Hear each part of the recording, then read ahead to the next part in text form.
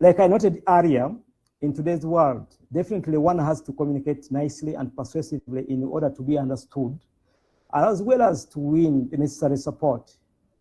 For example, you have a solution you've identified within your community, and you would wish to propose a solution for that challenge. As an engineer, as an IEEE volunteer, it is imperative for you to really communicate your solution out in a very, very persuasive way, which a person who would wish to support you would definitely be able to. So this also applies, definitely, like I said, this applies in proposal writing, because we have to convince the targeted beneficiaries to work closely with us, while also we need to convince the targeted development partners to support us with the resources we need to accomplish the targeted piece of work that we are planning to do or we are proposing. For example, you would wish to work with your community in really implementing that particular solution within that community. If the community doesn't really understand you, if you don't communicate well to your community what you're proposing to do, definitely that community won't really support you in that endeavor.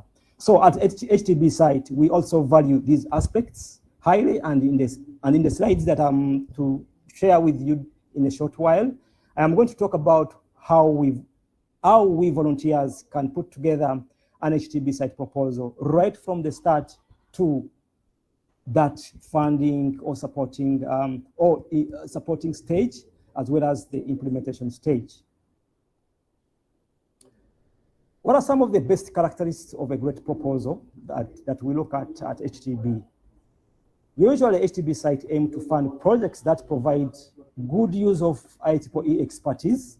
In other words, proposals that show the best of what IEEE can offer within the community. These proposals usually should have that technological component. Usually, that is one of the key aspects that we look at as far as good proposals are concerned. There should be, these proposals should have a clear engagement with the community. In other words, indicating that the proposed solution is both desired and feasible. It is imperative that the solution you are planning to implement within your community is really will benefit your community definitely, and also it is imperative that you engage your community from the start of that solution ideation. So if that community is not engaged, definitely chances are so low that your project will succeed, or it will be sustainable. So it is imperative that we all put that aspect into consideration. Established relationship, ideally documented with stakeholders who will be involved in the project implementation. This is one of the key aspects we look at HTB site during the proposal evaluation processes. It is imperative that you document that involvement, those relationships you are having with your communities. For example, you're planning to work with a particular community. Let's say, for example, that this could be a hospital or a school. It is imperative for you to have or to request or to put in place a documentation that shows that you have a relationship with that community. This could be like a support letter from the hospital, a support letter from that community, that school that you'll be collaborating with when implementing that project. So that will definitely increase the chances of your proposal being succeeding or going through or being approved for support. At the same time, it will also increase the chances of your proposal succeeding and also being sustainable. Clear, detailed, and credible project assessment matrix is also one of the other key items that we really look at HTB. How do you intend to measure the success of your project? For example, you're planning to construct maybe a water well within your community. It is imperative for you to have an estimated number of the targeted beneficiaries. How many members, how many committee members would benefit from this kind of solution you are proposing? And at the end of, such that by the, you need to show some numbers on how many numbers you're looking at, you're targeting by the end of the project. So that will also increase the chances of this project success. Project implementation plan. It is imperative that you as a project implementer, you put together a plan that will enable you to successfully implement your project. The budget is also another item, a clear and granular budget that shows the entire breakdown of what you intend to spend on during project implementation. The team is also another issue. The composition of your team is also key in project success and implementation. Does your team have that expertise, experience in implementing or executing your project? Identities and addresses, identifies and addresses. Okay, it's imperative for you as a project implementer to identify those potential risks that you are bound to face during the project implementation. And once you identify those potential risks, how will you mitigate those potential risks? So many of you have been able to look at that application form. We usually ask you to clearly state some of the potential risks you anticipate, as well as the mitigations. How will you the ways on how you plan to mitigate some of those potential risks. Project will also, it is imperative that the project you're planning to implement, it is imperative that it has, or you think of some potential, some real and potential tangible impacts. That's why I talked about for example, when it comes to the project assessment matrix, what are the, how many committee members do you think your project will impact, and what impact? What are some of the impact? What are some of the results that will come out of your project implementation? If a proposal is missing the mark on 2 or more of these areas, it might not be ready for funding, for HTB site funding. So these are really, really key items for us always to consider when putting together the proposal, HTB site proposal. What are some of the common pitfalls and how to avoid them? The primary applicant is always a must to be an IEEE professional member or a higher member, and should always be active. Their memberships should always be active. We definitely welcome proposals from student members, but they must have an active IEEE professional member or a higher grade member as the primary applicant. It is great for us to know that we at HTB, we always check all member numbers before putting an application through to the reviewers. If membership status of the primary applicant is in areas, this proposal will definitely not go forward. It will not proceed to the review process. The IEEE organization unit, whenever possible, should be an IEEE section. Usually when we are dispersing funds for those approved projects, funds are usually dispersed through the IEEE organization units, usually the sections. So it is imperative as an IEEE volunteer planning to implement a project, it is important for you to look out for, check out, be in constant touch with your IEEE section, so that they can always, it can always guide you on the entire process. HTB generally cannot transfer funds to a society chapter or a student branch. Please make sure to check out, to check with the organization unit, for example, a section treasurer, beforehand about how funds are usually dispersed, and if there are any fees that are incurred with the transfer of funds. So it is important to note out this issue as well. The funding amount requested must always be within the limits stated in the call for proposals.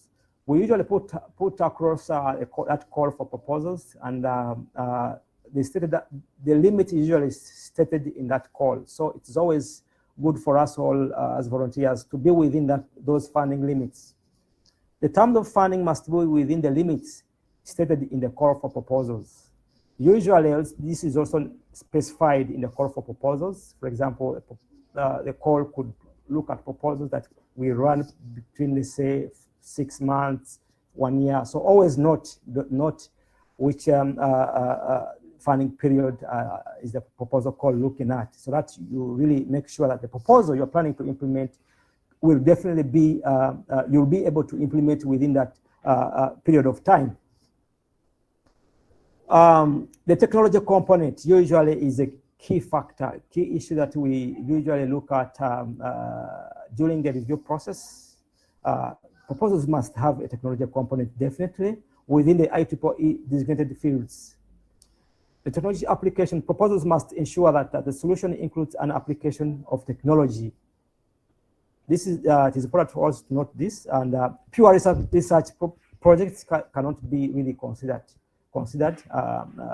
in that respect. Usually, at the moment, many of HDB site call for proposals run for a short period of time, let's say 6 months.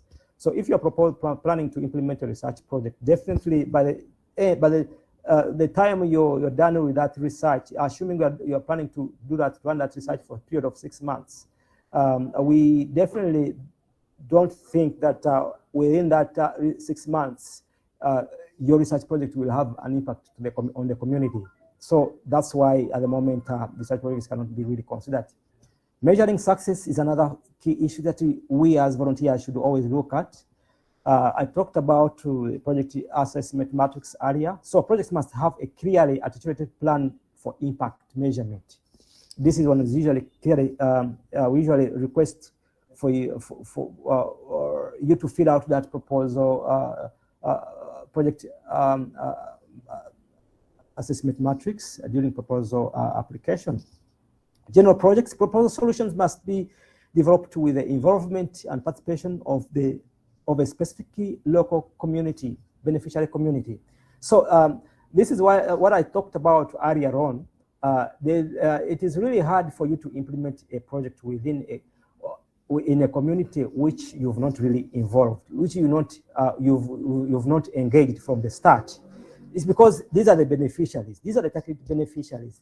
These are the people who will use the technology after you've really implemented it. So it is imperative for us always to really involve these targeted beneficiaries, these community members from the start. Engage them during the proposal development as well as project implementation. This will definitely bring about a number of advantages. One of them is the sustainability bit of it, whereby once you're done implementing this project, definitely the community can take it on. It may not be able to take it on if that particular community was not involved from the start. So that is an imperative that we really engage these communities during proposal development, ideation stage, as well as implementation stage. Unnecessary travel, that is in-person components, should always be avoided. Since, for example, at the moment we look at funding projects between, let's say, $1,000 to $10,000. So it is imperative that the biggest bunch of resources go on the real technology implementation. So we should always avoid the unnecessary travel, so that much of the resources go up to the other component, let's say implementation or technology deployment or development. Projects will not be considered if they are, for example, like I said earlier, primarily research or commercial in nature, pure STEM education related. Usually, for example, as far as STEM related, within IEEE, we have other programs that fund STEM related projects or programs like EPICS and also Try Engineering, TISP and all that. So as HTB, we encourage you always assuming you intend to implement such a project, to reach out to the other programs. If a project solely is focused on immediate disaster relief, that is we want us as well as won't be really also supported. If a project is focusing on developing medical devices or medical prototypes, this is because many of these devices require a lot of approval processes, since such technologies will be tried, let's say, on humans. So at the moment, we don't support such projects. What are some of the risks? What are some of the other common pitfalls and how to avoid them? Potential risks, always spend some time on this, like I said earlier. Clearly state some of the potential risks that you anticipate, and definitely always think of some of the mitigations to that. Please make sure that to thoroughly consider the potential risks of the proposed project, including but not limited to risk of infection, as well as data privacy risks, etc., and how they can be mitigated. Documentation and collaboration is also is another issue that I earlier talked about. Make sure to include it. Provide documentation to validate partnerships with external organizations, local community representatives, or government entities. For example, you're planning to collaborate with your government or any representative from any institution. It is imperative for you to defend it or to accompany it by, let's say, a support letter from that particular organization or institute that you intend to work with. Reviewers frequently ask to see these letters of acknowledgement and support. So this is one of the issues the proposal reviewers always look out for when they are reviewing those particular proposals. In respect to budget items, always avoid including salaries and honorariums for work that could not be done by IEEE volunteers. We have a number of volunteers who really wish to participate, who always wish to support fellow volunteers in project implementation. So, and by doing that, they will definitely be developing their careers, developing their skills, as well as impacting communities. So, as HTB site, we definitely don't fund salaries and honorarium in that respect. What are some of the other tips for success? We usually encourage you all always to read the call for proposals in order to determine if your idea falls within the scope of funding opportunity, and that you and your team members meet all the eligibility requirements. Download the template file which are required to complete the online proposal before filling out the application, so you can review ahead of time. At times, we've noted it in the recent past that at times this proposal call might run for a few weeks. So it is imperative for you, instead of like you putting in, responding to the questionnaire via online, you usually advise volunteers to really download that application form. For example, you could download it and attend it to, let's say, download it in Word and then attend to the respective questions, and later on probably upload the answers. What are some of the additional resources? There are a lot of resources available on the HTB website, and we definitely welcome you to really visit this particular HTB website to access many of these resources.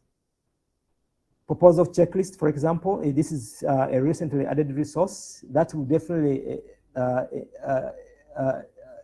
enable you to see and also to meet the related criteria before you advance to the evaluation, to make sure that to let you know whether your proposal can definitely advance to the evaluation stage. We also have a recorded Q&A on addressing the common pitfalls in completing the new project assessment matrix. In the recent past, we've noted that this is one of the key challenges many of the volunteers face during the proposal application process. So we have a resource in that respect, which will definitely guide you on how to attend to the project assessment matrix. And it is important also to note that if your project, if this matrix is not really attended to well, if you've not really answered it well, definitely the review team will always revert back to you to request you to for you to request for for you to update that particular assessment before your proposal proceeds to the next level review process. Presentation on characteristics of a great proposal is also available on the HTB website. We also recommend you to access a variety of resources, free HTB on free HTB site courses on the IEEE Learning Network. These are free courses, and always feel free to really check out on all those resources, and definitely we are definitely sure that such resources will definitely empower you to put together a very strong proposal, which proposal can definitely be supported by HTB site as well as other organizations. Thank you so much, and at this juncture,